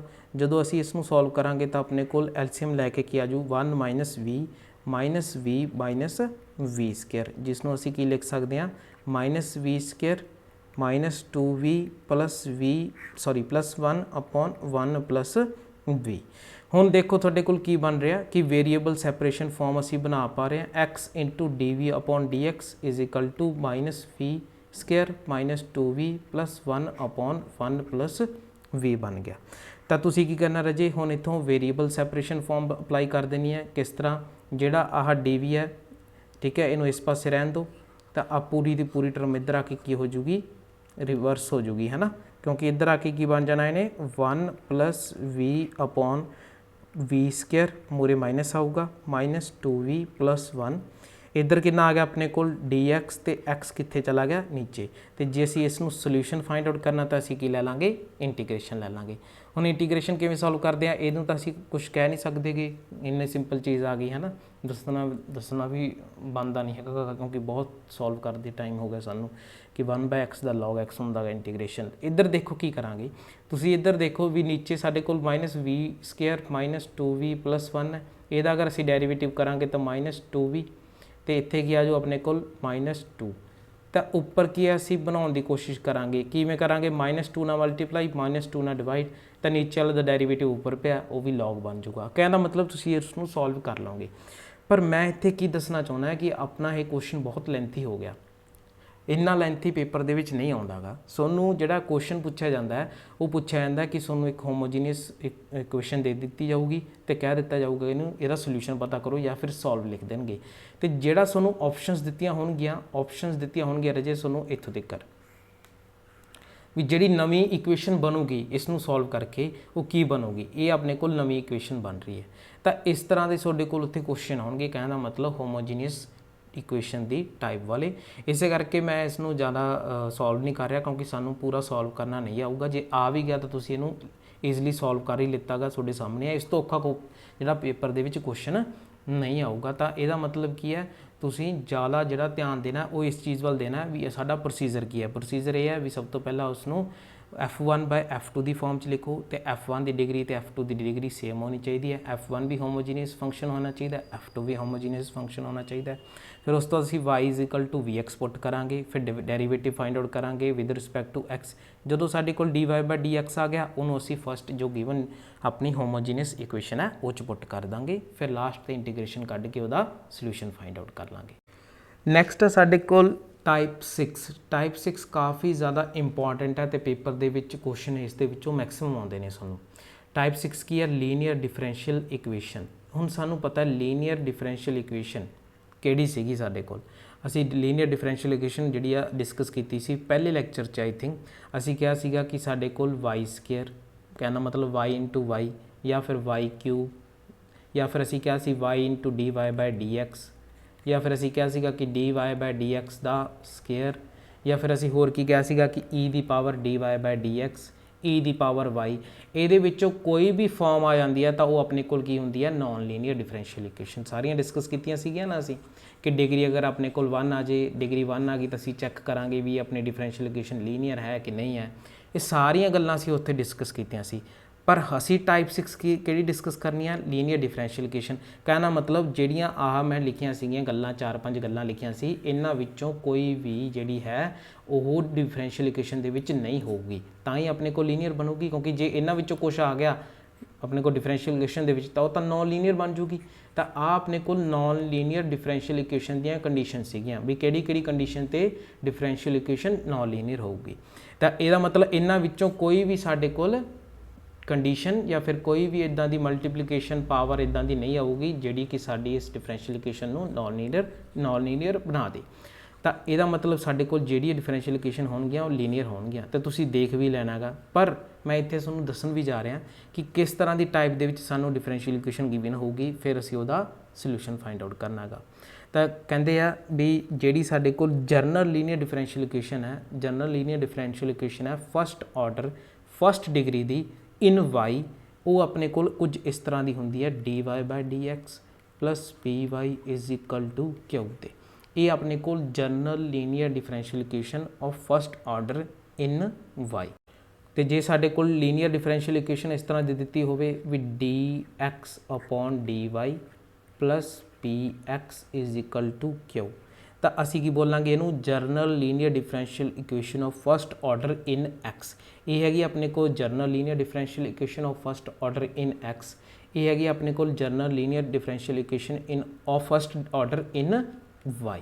ਪਰ ਇਹਦੇ ਵਿੱਚ ਜਿਹੜੀ ਖਾਸ ਗੱਲ ਕੀ ਧਿਆਨ ਵਿੱਚ ਰੱਖਣ ਵਾਲੀ ਹੈ ਰਾਜੇ, ਕਿ ਜਿਹੜਾ ਸਾਡੇ ਕੋਲ p ਤੇ q ਫੰਕਸ਼ਨ ਹੈ ਉਹ ਕੀ ਹੋਣਾ ਚਾਹੀਦਾ, ਆਪਣੇ ਕੋਲ x ਦੀ ਫਾਰਮ ਦੇ ਵਿੱਚ ਹੋਣਾ ਚਾਹੀਦਾ, x ਦੇ ਹੀ ਫੰਕਸ਼ਨ ਹੋਣਾ ਚਾਹੀਦਾ ਹੈ। ਕਿਉਂ, ਕੀ ਰੀਜ਼ਨ ਹੈ? ਤੇ ਜਿਹੜੀ ਆਪਣੇ ਕੋਲ ਇਹ ਡਿਫਰੈਂਸ਼ੀਅਲ ਇਕੁਏਸ਼ਨ ਹੈ ਇਹਦੇ ਵਿੱਚ ਆਪਣੇ ਕੋਲ p ਤੇ q ਜਿਹੜਾ ਹੈ ਉਹ ਸਿਰਫ y ਦੀ ਫਾਰਮ ਦੇ ਵਿੱਚ ਹੀ ਹੋਣਾ ਚਾਹੀਦਾ। ਕੀ ਰੀਜ਼ਨ ਹੈ ਇਹਦਾ? ਦੇਖੋ ਅਸੀਂ ਡਿਸਕਸ ਕਰਨ ਜਾ ਰਹੇ ਹਾਂ ਲੀਨੀਅਰ ਡਿਫਰੈਂਸ਼ੀਅਲ ਇਕੁਏਸ਼ਨ, ਤੇ ਲੀਨੀਅਰ ਡਿਫਰੈਂਸ਼ੀਅਲ ਇਕੁਏਸ਼ਨ ਦੇ ਵਿੱਚ ਕੀ ਚੀਜ਼ ਨਹੀਂ ਹੋਣੀ ਚਾਹੀਦੀ ਉਹ ਮੈਂ ਹੁਣੀ ਦੱਸ ਕੇ ਹਟਿਆ। ਮੰਨ ਲਓ ਇਹਦੇ ਵਿੱਚ ਸਾਡੇ ਕੋਲ p ਤੇ q ਜਿਹੜੇ ਹੈ ਉਹ y ਦੇ ਇਕੁਅਲ ਆ ਗਏ, ਜਾਂ ਫਿਰ y² ਦੇ ਇਕੁਅਲ ਆ ਗਏ, ਜਾਂ y³ ਦੇ ਇਕੁਅਲ ਆ ਗਏ, e⁻y ਦੇ ਇਕੁਅਲ ਆ ਗਏ, ਕਿਸੇ ਵੀ ਮਤਲਬ y ਆ ਗਿਆ ਉਹਨਾਂ ਦੇ ਵਿੱਚ, x ਦੀ ਜਗ੍ਹਾ ਤੇ y ਆ ਗਿਆ। ਤਾਂ ਆਪਣੇ ਕੋਲ ਇੱਥੇ ਕੀ ਬਣ ਜਾਊਗਾ, dy/dx + p ਦੀ ਜਗ੍ਹਾ ਤੇ ਕੀ ਲਿਖਾਂਗੇ ਆਪਾਂ, y², ਨਾਲ ਕੀ ਹੈ y = y²। ਤਾਂ ਹੁਣ ਇੱਥੇ ਦੇਖੋ ਆਪਣੇ ਕੋਲ ਕੀ ਬਣ ਗਿਆ, y³ ਬਣ ਗਿਆ ਨਾ, y ਦੀ ਪਾਵਰ ਕੀ ਆ ਗਈ ਆਪਣੇ ਕੋਲ, >1 ਆ ਗਈ। ਤਾਂ ਇਸ ਕੰਡੀਸ਼ਨ ਨੂੰ ਅਸੀਂ ਕੀ ਕਿਹਾ ਸੀ, ਨੋਨ ਲੀਨੀਅਰ ਡਿਫਰੈਂਸ਼ੀਅਲ ਇਕੁਏਸ਼ਨ। ਇਸੇ ਲਈ ਰਾਜੇ ਜਿਹੜਾ ਹੈ ਅਸੀਂ ਇਸ ਚੀਜ਼ ਦਾ ਧਿਆਨ ਰੱਖਣਾ ਹੈ ਕਿ ਜੇ ਸਾਨੂੰ differential equation linear differential equation ਇਸ ਫਾਰਮ ਦੇ ਵਿੱਚ ਦੇ ਰੱਖੀ ਹੈ, ਤੇ ਜੇ ਆਪਾਂ ਨੂੰ p ਦੇ ਨਾਲ y ਲੱਗਿਆ ਹੋਇਆਗਾ, ਤਾਂ ਜਿਹੜਾ p ਆ ਆਪਣੇ ਕੋਲ ਉਹ ਕਦੇ ਵੀ y ਦੇ ਫੰਕਸ਼ਨ ਨਹੀਂ ਹੋਊਗਾ, q y ਦਾ ਫੰਕਸ਼ਨ ਨਹੀਂ ਹੋਊਗਾ। ਤੇ ਜੇ ਸਾਡੇ ਕੋਲ ਲੀਨੀਅਰ ਡਿਫਰੈਂਸ਼ੀਅਲ ਇਕੁਏਸ਼ਨ x ਦੀ ਫਾਰਮ 'ਚ ਦੇ ਰੱਖੀ ਹੈ ਤਾਂ ਉਸ ਦੇ ਵਿੱਚ p ਆਪਣੇ ਕੋਲ x ਦਾ ਫੰਕਸ਼ਨ ਨਹੀਂ ਹੋਊਗਾ, ਉਹ ਹਮੇਸ਼ਾ ਕਾਹਦਾ ਫੰਕਸ਼ਨ ਹੋਊਗਾ, y ਦਾ ਫੰਕਸ਼ਨ ਹੋਊਗਾ। ਇਸ ਚੀਜ਼ ਦਾ ਤੁਸੀਂ ਕੀ ਰੱਖਣਾ, ਖਾਸ ਧਿਆਨ ਰੱਖਣਾ। ਤਾਂ ਐਗਜ਼ਾਮਪਲ ਦੀ ਹੈਲਪ ਦੇ ਨਾਲ ਦੇਖਦੇ ਹਾਂ ਵੀ ਕਿਸ ਤਰ੍ਹਾਂ ਸੋਲੂਸ਼ਨ ਫਾਈਂਡ ਆਊਟ ਕਰ ਸਕਦੇ ਹਾਂ ਅਸੀਂ ਲੀਨੀਅਰ ਡਿਫਰੈਂਸ਼ੀਅਲ ਇਕੁਏਸ਼ਨ ਦਾ। ਇਸ ਤਰ੍ਹਾਂ ਸਾਨੂੰ ਕੁਐਸਚਨ ਦਿੱਤਾ ਹੋਊਗਾ ਜਿਹਦੇ ਵਿੱਚ ਕਿਹਾ ਹੋਊਗਾ ਵੀ ਸੋਲਵ ਕਰੋ ਜਾਂ ਫਿਰ ਫਾਈਂਡ ਕਰੋ ਸੋਲੂਸ਼ਨ ਇਸ ਡਿਫਰੈਂਸ਼ੀਅਲ ਇਕੁਏਸ਼ਨ ਦਾ। ਜੇ ਅਗਰ ਅਸੀਂ ਧਿਆਨ ਨਾਲ ਦੇਖੀਏ ਤਾਂ ਇਸ ਡਿਫਰੈਂਸ਼ੀਅਲ ਇਕੁਏਸ਼ਨ ਦੇ ਵਿੱਚ ਸਾਨੂੰ ਡੈਰੀਵੇਟਿਵ dy/dx ਦੇ ਨਾਲ ਕੋਫੀਸ਼ੀਐਂਟ ਦੇ ਰੱਖਿਆ cos square x, ਤੇ ਜੇ ਅਸੀਂ ਟਾਈਪ 1 ਟਾਈਪ 2 ਇਹਨਾਂ ਨੂੰ ਧਿਆਨ ਦੇ ਵਿੱਚ ਲੈ ਕੇ ਆਈਏ ਜਿਹਦੇ ਵਿੱਚ ਅਸੀਂ ਵੇਰੀਏਬਲ ਨੂੰ ਸੈਪਰੇਟ ਕਰਨ ਦੀ ਕੋਸ਼ਿਸ਼ ਕੀਤੀ ਸੀ, ਤਾਂ ਇਸ ਕੁਐਸਚਨ ਦੇ ਵਿੱਚ ਅਸੀਂ ਜੇ ਵੇਰੀਏਬਲ ਸੈਪਰੇਟ ਕਰਨਾ ਹੈ ਤਾਂ cos square x ਨਾਲ ਡਿਵਾਈਡ ਕਰਾਂਗੇ, ਤਾਂ ਇੱਧਰ cos square x ਨਾਲ ਡਿਵਾਈਡ ਕਰਾਂਗੇ ਤਾਂ ਕੈਂਸਲ ਹੋ ਕੇ 1 ਬਣ ਜਾਊਗਾ। ਇੱਥੇ ਆਪਣੇ ਕੋਲ y ਕੀ ਬਣ ਜਾਊਗਾ cos square x, ਤੇ ਇਸ ਸਾਈਡ ਆਪਣੇ ਕੋਲ ਕੀ ਬਣ ਜੂ tan x cos square x। ਹੁਣ ਅਗਰ ਅਸੀਂ ਦੇਖੀਏ ਤਾਂ ਕਿਸੇ ਵੀ ਹੋਰ ਮੈਥਡ ਦੇ ਨਾਲ, ਕਿਸੇ ਵੀ ਇੱਦਾਂ ਰੀਐਡਜਸਟਮੈਂਟ ਦੇ ਨਾਲ ਅਸੀਂ cos square x ਨੂੰ y ਦੇ ਨਾਲ ਅਲੱਗ ਨਹੀਂ ਕਰ ਸਕਦੇ, ਤੇ ਜੇ ਅਲੱਗ ਨਹੀਂ ਕਰ ਸਕਦੇ ਤਾਂ ਵੇਰੀਏਬਲ ਸੈਪਰੇਟ ਨਹੀਂ ਹੋ ਰਿਹਾ। ਫਿਰ ਉਸ ਤੋਂ ਬਾਅਦ ਜੇ ਅਗਰ ਦੇਖੀਏ ਜਿਹੜੀ ਅਸੀਂ ਲਾਸਟ ਟਾਈਪ ਪੜ੍ਹੀ ਹੈ ਹੋਮੋਜੀਨੀਅਸ ਇਕੁਏਸ਼ਨ ਵਾਲੀ ਕਿ dy/dx f1 f2, ਕੀ ਇੱਦਾਂ ਦੀ ਫਾਰਮ ਦੇ ਵਿੱਚ ਇਸ ਡਿਫਰੈਂਸ਼ੀਅਲ ਇਕੁਏਸ਼ਨ ਨੂੰ ਅਸੀਂ ਲਿਖ ਸਕਦੇ ਹਾਂ, ਤਾਂ ਅਸੀਂ ਇਸ ਨੂੰ ਇਸ ਫਾਰਮ ਦੇ ਵਿੱਚ ਵੀ ਨਹੀਂ ਲਿਖ ਸਕਦੇ। ਇੱਕ ਅਸੀਂ ਟਾਈਪ ਪੜ੍ਹੀ ਸੀ ਫੋਰਥ ਟਾਈਪ, ਜਿਹਦੇ ਵਿੱਚ ਅਸੀਂ ਕਿਹਾ ਸੀ ਕਿ x + y cos ਜਾਂ ਫਿਰ sin ਜਾਂ ਫਿਰ tan ਜਾਂ ਫਿਰ e ਦੀ ਪਾਵਰ x + y ਇੱਦਾਂ ਦਿੱਤਾ ਹੋਵੇ ਤਾਂ ਇਹਦੇ ਵਿੱਚ ਅਸੀਂ x + y ਦੀ ਜਗ੍ਹਾ 'ਤੇ t ਪੁੱਟ ਕਰਕੇ ਸੋਲਵ ਕਰ ਸਕਦੇ ਸੀ। ਇਹ ਵੀ ਇਸ ਦੇ ਵਿੱਚ ਨਹੀਂ ਲਾਗੂ ਹੁੰਦਾ। ਤਾਂ ਹੁਣ ਇੱਥੇ ਅਸੀਂ ਕਿਹਾ ਵੀ ਕਿਹੜੀ ਫਾਰਮ ਹੈ ਇਹ, ਕਿਹੜੀ ਫਾਰਮ ਬਣ ਗਈ ਇਹ ਆਪਣੇ ਕੋਲ ਹੈ ਤਾਂ ਡਿਫਰੈਂਸ਼ੀਅਲ ਇਕੁਏਸ਼ਨ, ਲੇਕਿਨ ਕਿਹੜੀ ਫਾਰਮ ਬਣ ਗਈ, ਇਹ ਆਪਣੇ ਕੋਲ ਫਾਰਮ ਬਣ ਗਈ ਲੀਨੀਅਰ ਡਿਫਰੈਂਸ਼ੀਅਲ ਇਕੁਏਸ਼ਨ ਵਾਲੀ ਫਾਰਮ, ਜਿਹੜੀ ਕਿ ਹੈ ਆਪਣੇ ਕੋਲ dy/dx। ਇੱਥੇ ਜੇ ਅਗਰ ਸਾਡੇ ਕੋਲ y ਉੱਪਰ ਹੈ ਤਾਂ ਆਪਣੇ ਕੋਲ ਇਹ ਬਣ ਗਈ linear differential equation of first order in y, ਤਾਂ dy/dx + py = q, ਇਹ ਡਿਫਰੈਂਸ਼ੀਅਲ ਇਕੁਏਸ਼ਨ ਬਣ ਗਈ, ਲੀਨੀਅਰ ਡਿਫਰੈਂਸ਼ੀਅਲ ਇਕੁਏਸ਼ਨ ਸਾਡੇ ਕੋਲ ਬਣ ਗਈ। ਤਾਂ ਇਹ ਟਾਈਪ 6 ਦਾ ਕੁਐਸਚਨ ਹੈ। ਤਾਂ ਇਸ ਤਰ੍ਹਾਂ ਅਸੀਂ ਹਰ ਇੱਕ ਟਾਈਪ ਨੂੰ ਜਿਹੜਾ ਦਿਮਾਗ ਦੇ ਵਿੱਚ ਰੱਖਦੇ ਹੋਏ ਪਤਾ ਲਗਾਉਣਾ ਹੈ ਵੀ ਇਹ ਕਿਹੜੀ ਟਾਈਪ ਦਾ ਕੁਐਸਚਨ ਹੈ, ਫਿਰ ਉਸ ਦੇ ਅਕੋਰਡਿੰਗ ਅਸੀਂ ਪਹਿਲਾ ਸਟੈਪ ਜਿਹੜਾ ਇੱਥੇ ਅਪਲਾਈ ਕਰਨਾ ਹੈ। ਹੁਣ dy/dx ਨਾਲ ਇੱਥੇ ਕੋਫੀਸ਼ੀਐਂਟ ਕਿੰਨਾ ਹੋਣਾ ਚਾਹੀਦਾ, 1 ਹੋਣਾ ਚਾਹੀਦਾ। ਤੇ ਅਸੀਂ ਇੱਥੇ ਇਹ ਵੀ ਗੱਲ ਕਹੀ ਸੀ ਵੀ ਜਿਹੜਾ ਸਾਡੇ ਕੋਲ py ਹੈ ਇਹਦੇ ਵਿੱਚ p ਜਿਹੜਾ ਹੈ ਆਪਣੇ ਕੋਲ ਉਹ y ਦਾ ਫੰਕਸ਼ਨ ਨਹੀਂ ਹੋਣਾ ਚਾਹੀਦਾ, ਉਹ ਕਾਹਦਾ ਫੰਕਸ਼ਨ ਹੋਣਾ ਚਾਹੀਦਾ, x ਦਾ ਫੰਕਸ਼ਨ ਹੋਣਾ ਚਾਹੀਦਾ। q ਵੀ ਕਾਹਦਾ ਫੰਕਸ਼ਨ ਹੋਣਾ ਚਾਹੀਦਾ, x ਦਾ ਫੰਕਸ਼ਨ ਹੋਣਾ ਚਾਹੀਦਾ। ਚਲੋ ਜੀ, ਅਗਰ ਅਸੀਂ ਸੋਲਿਊਸ਼ਨ ਦੇਖੀਏ ਤਾਂ ਸਭ ਤੋਂ ਪਹਿਲਾਂ ਅਸੀਂ dy/dx ਦਾ ਕੋਫੀਸ਼ੀਐਂਟ 1 ਬਣਾਵਾਂਗੇ। ਕੀ ਕਰਾਂਗੇ, cos square x ਨਾਲ ਡਿਵਾਈਡ, ਤਾਂ y ਕੀ ਆ ਜੂ ਆਪਣੇ ਕੋਲ cos square x tan x cos square x। ਸਾਡੇ ਕੋਲ ਇਸ ਸਾਈਡ ਤੇ ਇਕੁਅਲ ਟੂ ਦੇ ਇਸ ਸਾਈਡ ਤੇ q ਹੈ ਜੋ ਕਿ x ਦਾ ਫੰਕਸ਼ਨ ਹੋਣਾ ਚਾਹੀਦਾ, ਸਾਡੇ ਕੋਲ ਉਹ ਬਣ ਰਿਹਾ ਹੈਗਾ। ਇਹ ਆਪਣੇ ਕੋਲ ਕੀ ਹੈ, q ਦੇ ਰੱਖਿਆ। ਇੱਧਰ ਅਸੀਂ ਦੇਖੀਏ ਤਾਂ ਸਾਡੇ ਕੋਲ ਜਿਹੜਾ y ਹੈ ਉਹਦੇ ਨਾਲ ਕੀ ਮਲਟੀਪਲਾਈ ਹੋਣਾ ਚਾਹੀਦਾ ਆਪਣੇ ਕੋਲ p, ਜੋ ਕਾਹਦਾ ਫੰਕਸ਼ਨ ਹੋਣਾ ਚਾਹੀਦਾ, x ਦਾ। ਤਾਂ ਆ ਆਪਣੇ ਕੋਲ 1 cos square x ਕੀ ਹੈ, p ਦੀ ਵੈਲਿਊ ਹੈ। 1 cos square x ਕਾਹਦੀ ਵੈਲਿਊ, p ਦੀ। q ਦੀ ਵੈਲਿਊ ਕਿੰਨੀ ਹੈ, tan x cos square x। ਤਾਂ ਇਹਦਾ ਮਤਲਬ ਸਾਨੂੰ ਇੱਥੇ ਤੱਕ ਤਾਂ ਇਹ ਪਤਾ ਲੱਗ ਚੁੱਕਿਆ ਵੀ ਇਹ ਹੈ ਆਪਣਾ 6th type linear differential equation ਦਾ ਕੁਐਸਚਨ ਹੈ। ਪਰ ਹੁਣ ਸਵਾਲ ਇਹ ਹੁੰਦਾ ਹੈ ਕਿ ਅਸੀਂ ਇਸ ਦਾ ਸੋਲਿਊਸ਼ਨ ਕਿਵੇਂ ਫਾਈਂਡ ਆਊਟ ਕਰਨਾ ਹੈ। ਸੋਲਿਊਸ਼ਨ ਨੂੰ ਫਾਈਂਡ ਆਊਟ ਕਰਨ ਲਈ ਸਾਨੂੰ ਪ੍ਰੋਸੀਜਰ ਨੂੰ ਫੋਲੋ ਕਰਨਾ ਪੈਣਾ। ਪ੍ਰੋਸੀਜਰ ਕੀ ਹੈ, ਕਹਿੰਦੇ ਸਭ ਤੋਂ ਪਹਿਲਾ ਸਟੈਪ ਹੈ ਕਿ ਜਿਹੜਾ ਸਾਡੇ ਕੋਲ dy/dx ਹੈ ਉਹਦਾ ਕੋਫੀਸ਼ੀਐਂਟ 1 ਹੋਣਾ ਚਾਹੀਦਾ। ਇਹ ਕੀ ਆਪਣੇ ਕੋਲ ਲੀਨੀਅਰ ਡਿਫਰੈਂਸ਼ੀਅਲ ਇਕੁਏਸ਼ਨ ਜਿਹੜੀ ਕਿ ਸਾਡੇ ਕੋਲ ਇਨ y ਦੇ ਰੱਖੀ ਹੈ, ਕਹਿੰਦਾ ਮਤਲਬ ਕਿ ਸਾਡੇ ਕੋਲ p ਤੇ q ਦੀ ਵੈਲਿਊ ਜਿਹੜੀ ਹੈ ਉਹ ਕੀ ਹੋਊਗੀ, x ਦਾ ਫੰਕਸ਼ਨ ਹੋਊਗੀ ਜਦੋਂ ਸਾਡੇ ਕੋਲ ਇਸ ਟਾਈਪ ਦੀ ਡਿਫਰੈਂਸ਼ੀਅਲ ਇਕੁਏਸ਼ਨ ਗਿਵਨ ਹੋਵੇ dy/dx py = q। ਅਗਰ ਇਸ ਤਰ੍ਹਾਂ ਦੀ ਡਿਫਰੈਂਸ਼ੀਅਲ ਇਕੁਏਸ਼ਨ ਗਿਵਨ ਹੈ ਤਾਂ ਇਹਨੂੰ ਅਸੀਂ ਬੋਲਦੇ ਹਾਂ linear differential equation of first order in y, ਤੇ ਇਹਦੇ ਵਿੱਚ p ਤੇ q ਜਿਹੜੇ ਨੇ ਦੋਨੇ ਕੀ ਨੇ, x ਦਾ ਫੰਕਸ਼ਨ ਨੇ ਜਾਂ ਫਿਰ ਉਹਨਾਂ ਦੀ ਵੈਲਿਊ ਕੀ ਆਊਗੀ, x ਦੇ ਵਿੱਚ ਆਊਗੀ। ਇਸ ਦੇ ਵਿੱਚ ਸਭ ਤੋਂ ਪਹਿਲਾਂ ਪ੍ਰੋਸੀਜਰ ਕੀ ਹੈ ਰਾਜੇ, ਹੁਣ ਸਾਨੂੰ ਲੀਨੀਅਰ ਡਿਫਰੈਂਸ਼ੀਅਲ ਇਕੁਏਸ਼ਨ ਨੂੰ ਕੰਪੇਅਰ ਕਰਨਾ ਸੀ dy/dx py = q ਦੇ ਨਾਲ। ਤੇ ਜਦੋਂ ਅਸੀਂ ਦੇਖ ਰਹੇ ਹਾਂ ਵੀ dy/dx ਦਾ ਜਿਹੜਾ ਸਾਡੇ ਕੋਲ ਕੋਫੀਸ਼ੀਐਂਟ ਹੈ ਉਹ 1 ਦੇ ਰੱਖਿਆ, ਤਾਂ ਸਭ ਤੋਂ ਪਹਿਲਾ ਸਟੈਪ ਤਾਂ ਇਹੀ ਹੈ ਵੀ ਜਿਹੜੀ ਸਾਡੇ ਕੋਲ ਗਿਵਨ ਲੀਨੀਅਰ ਡਿਫਰੈਂਸ਼ੀਅਲ ਇਕੁਏਸ਼ਨ ਹੈ ਉਹਦਾ ਜਿਹੜਾ dy/dx ਦਾ ਕੋਫੀਸ਼ੀਐਂਟ ਹੈ ਉਹਨੂੰ 1 ਬਣਾ ਲਓ।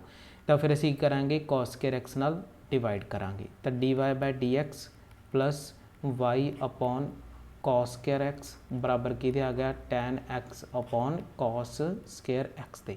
ਜਾਂ ਫਿਰ ਅਸੀਂ ਇਸ ਨੂੰ ਕੀ ਲਿਖ ਸਕਦੇ ਹਾਂ, dy/dx y sec square x tan x sec square x ਦੇ। ਇਹਨੂੰ ਅਸੀਂ ਇਕੁਏਸ਼ਨ ਨੰਬਰ 1 ਲਿਖ ਲਾਂਗੇ। ਹੁਣ ਅਗਰ ਦੇਖੀਏ ਇਸ ਇਕੁਏਸ਼ਨ ਦੀ ਰਾਈਟ ਹੈਂਡ ਸਾਈਡ ਦੇ ਵਿੱਚ ਸਾਡੇ ਕੋਲ ਵੇਰੀਏਬਲ ਸੈਪਰੇਟ ਹੋ ਚੁੱਕੇ ਨੇ, ਲੇਕਿਨ ਜਿਹੜੀ ਲੈਫਟ ਹੈਂਡ ਸਾਈਡ ਹੈ ਇਹਦੇ ਵਿੱਚ ਸਾਡੇ ਕੋਲ x ਤੇ y ਵੇਰੀਏਬਲ ਨੂੰ ਸੈਪਰੇਟ ਨਹੀਂ ਕਰ ਸਕਦੇ। ਇਹੀ ਸਾਡੀ ਸਭ ਤੋਂ ਵੱਡੀ ਪ੍ਰੋਬਲਮ ਸੀਗੀ ਇਸ ਲੀਨੀਅਰ ਡਿਫਰੈਂਸ਼ੀਅਲ ਇਕੁਏਸ਼ਨ ਦੇ ਸੋਲੂਸ਼ਨ ਦੀ। इस प्रॉब्लम ਨੂੰ ਸੋਲਵ ਕਰਨ ਲਈ ਸਾਨੂੰ ਫਾਈਂਡ ਆਊਟ ਕਰਨਾ ਪੈਣਾ ਇੰਟੀਗ੍ਰੇਟਿੰਗ ਫੈਕਟਰ। ਇੰਟੀਗ੍ਰੇਟਿੰਗ ਫੈਕਟਰ ਜਿਹੜਾ ਹੈ ਰਾਜੇ ਉਹ ਕੀ ਹੁੰਦਾ ਹੈ, ਕਿਉਂ ਫਾਈਂਡ ਆਊਟ ਕਰਨ ਦੀ ਜ਼ਰੂਰਤ ਪਈ, ਉਹਨੂੰ ਥੋੜਾ ਜਿਹਾ ਸਮਝ ਲਈਏ। ਉਸ ਤੋਂ ਬਾਅਦ ਫਿਰ ਅਸੀਂ ਡਾਇਰੈਕਟ ਇਸ ਕੁਐਸਚਨ ਨੂੰ ਕਰਨ ਦੀ ਕੋਸ਼ਿਸ਼ ਕਰਾਂਗੇ। ਅਗਰ ਅਸੀਂ ਰਾਈਟ ਹੈਂਡ ਸਾਈਡ ਨੂੰ ਦੇਖਿਆ ਤਾਂ ਉੱਧਰ ਸਾਡੇ ਕੋਲ x ਦਾ ਫੰਕਸ਼ਨ ਬਣ ਰਿਹਾ ਸੀ, ਵੇਰੀਏਬਲ x ਵਾਲੇ ਹੀ tan x secant x ਸਾਡੇ ਕੋਲ ਕੋਈ ਪ੍ਰੋਬਲਮ ਨਹੀਂ ਹੈ। ਅਗਰ ਅਸੀਂ ਲੈਫਟ ਹੈਂਡ ਸਾਈਡ ਵੱਲ ਦੇਖੀਏ ਤਾਂ ਇਹਦੇ ਵਿੱਚ ਸਾਡੇ ਕੋਲ y ਤੇ x ਵੇਰੀਏਬਲ ਨੂੰ ਸੈਪਰੇਟ ਨਹੀਂ ਕੀਤਾ ਜਾ ਸਕਦਾ, ਤਾਂ ਅਸੀਂ ਕਿਹਾ ਵੀ ਇੱਥੇ ਵੇਰੀਏਬਲ ਸੈਪਰੇਸ਼ਨ ਫਾਰਮ ਤਾਂ ਨਹੀਂ ਲੱਗ ਰਹੀ। ਫਿਰ ਸਾਨੂੰ ਇੱਥੇ ਜਿਹੜਾ ਹੈ ਇੰਟੀਗ੍ਰੇਟਿੰਗ ਫੈਕਟਰ ਫਾਈਂਡ ਆਊਟ ਕਰਨਾ ਪਿਆ। ਇੰਟੀਗ੍ਰੇਟਿੰਗ ਫੈਕਟਰ ਦਾ ਮਤਲਬ ਕੀ ਹੈ ਵੀ ਅਸੀਂ ਇਸ ਸਾਈਡ ਦੇ ਉੱਪਰ ਫੈਕਟਰ ਬਣਾਵਾਂਗੇ ਜਿਹਦਾ ਸਾਡੇ ਕੋਲ ਇੰਟੀਗ੍ਰੇਸ਼ਨ ਕੀਤਾ ਜਾ ਸਕਦਾ। ਕਹਿਣ ਦਾ ਮਤਲਬ ਵੀ ਕੁਝ ਇਸ ਤਰ੍ਹਾਂ ਦੇ ਫੈਕਟਰ ਬਣਾ ਲਈਏ ਇਸ ਪਾਸੇ ਵੀ ਸਾਡੇ ਕੋਲ d/dx ਇਸ ਤਰ੍ਹਾਂ 1 ਬ੍ਰੈਕਟ ਡੈਰੀਵੇਟਿਵ ਬਣ ਜੇ, ਤਾਂ ਕਿ ਜਦੋਂ ਅਸੀਂ ਇਹਦਾ ਇੰਟੀਗ੍ਰੇਸ਼ਨ ਕਰਾਂਗੇ ਤਾਂ d/dx ਕੈਂਸਲ ਹੋ ਜੂ ਇੰਟੀਗ੍ਰੇਸ਼ਨ ਦੇ ਨਾਲ, ਤੇ ਸਾਡੇ ਕੋਲ ਸਿਰਫ ਆ ਬ੍ਰੈਕਟ ਬਚ ਜੂਗੀ ਜਿਹਦੇ ਵਿੱਚ y ਤੇ x ਦੋਨੇ ਵੇਰੀਏਬਲ ਮਲਟੀਪਲ ਹੋਣਗੇ। ਫਿਰ ਇਹਨਾਂ ਨੂੰ ਰੀਐਡਜਸਟ ਕਰਕੇ ਅਸੀਂ ਸੋਲਵ ਕਰ ਲਾਂਗੇ। ਤਾਂ ਹੀ ਕਰਕੇ ਅਸੀਂ ਇਹਨੂੰ ਕੀ ਬੋਲਦੇ ਆ ਇੰਟੀਗ੍ਰੇਟਿੰਗ ਫੈਕਟਰ, ਵੀ ਆਪਾਂ ਫੈਕਟਰ ਬਣਾ ਲਈਏ d/dx, ਇੱਥੇ ਐਵੇਂ ਫੈਕਟਰ ਬਣਾ ਲਈਏ 1 ਬ੍ਰੈਕਟ ਡੈਰੀਵੇਟਿਵ ਬਣਾ ਲਈਏ। 1 ਬ੍ਰੈਕਟ ਡੈਰੀਵੇਟਿਵ ਬਣਾਉਣ ਨਾਲ ਜਦੋਂ ਅਸੀਂ ਉਹਦਾ ਇੰਟੀਗ੍ਰੇਸ਼ਨ ਕਰਾਂਗੇ ਤਾਂ ਸਾਡੇ ਕੋਲ ਕੀ ਆ ਜਾਊਗਾ, ਉਹ ਸੈਪਰੇਟ ਹੋ ਜਾਊਗਾ ਵੇਰੀਏਬਲ। ਤਾਂ ਇਸ ਲਈ ਰਾਜੇ ਜਿਹੜਾ ਇੰਟੀਗ੍ਰੇਟਿੰਗ ਫੈਕਟਰ ਹੁੰਦਾ ਹੈ ਸਾਡੇ ਕੋਲ, ਇੰਟੀਗ੍ਰੇਟਿੰਗ ਫੈਕਟਰ ਜਿਹੜਾ ਹੁੰਦਾ ਹੈ, ਇੰਟੀਗ੍ਰੇਟਿੰਗ ਫੈਕਟਰ ਹੁੰਦਾ ਹੈ ਜਿਹੜਾ, ਉਸ ਨੂੰ ਫਾਈਂਡ ਆਊਟ ਕਰਨ ਦਾ ਤਰੀਕਾ, ਕਿਉਂਕਿ ਮੈਂ ਇੱਥੇ ਪੂਰਾ ਡਰਾਈਵ ਨਹੀਂ ਕਰ ਰਿਹਾ, ਉਹਦਾ ਤਰੀਕਾ ਹੁੰਦਾ e⁻ ਇੰਟੀਗ੍ਰੇਸ਼ਨ ਆਫ p।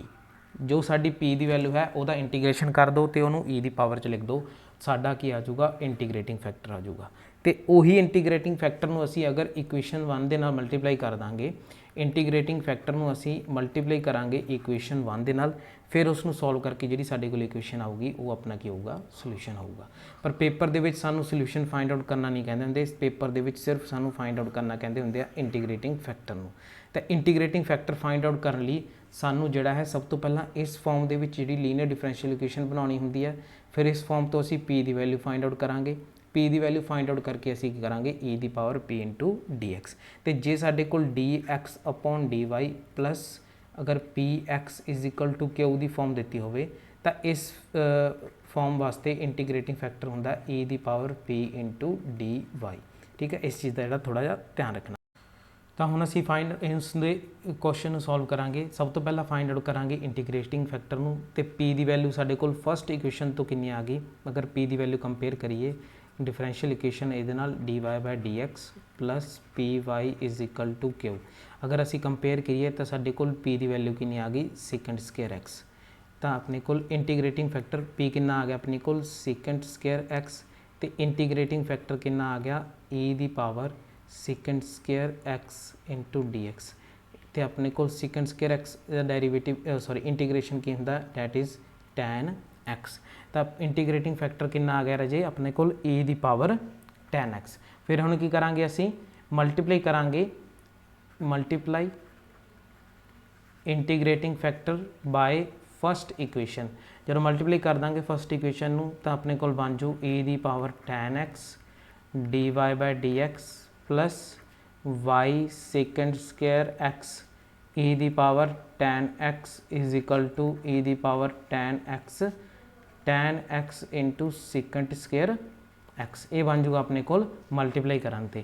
ਹੁਣ ਤੁਸੀਂ ਦੇਖੋਗੇ ਇਸ ਤੋਂ ਬਾਅਦ ਕੀ ਕਰਨਾ, ਅਸੀਂ 1 ਬ੍ਰੈਕਟ ਡੈਰੀਵੇਟਿਵ ਬਣਾ ਲੈਣਾ। ਕਿਸ ਤਰ੍ਹਾਂ ਜੀ, ਅਗਰ ਤੁਸੀਂ ਇਸ ਪੂਰੀ ਦੀ ਪੂਰੀ ਟਰਮ ਨੂੰ ਧਿਆਨ ਨਾਲ ਦੇਖੋਗੇ, ਪੂਰੀ ਦੀ ਪੂਰੀ ਟਰਮ ਨੂੰ, ਤਾਂ ਮੈਂ ਤੁਹਾਨੂੰ ਇੱਕ ਦੱਸਿਆ ਸੀਗਾ ਕਿ ਅਗਰ ਅਸੀਂ dy/dx ਆਫ x * v ਦਾ ਕਰੀਏ ਤਾਂ ਉਹ ਆਪਣੇ ਕੋਲ ਬਰਾਬਰ ਹੁੰਦਾ ਹੈ x dv/dx ਪਲੱਸ v * 1 ਦੇ।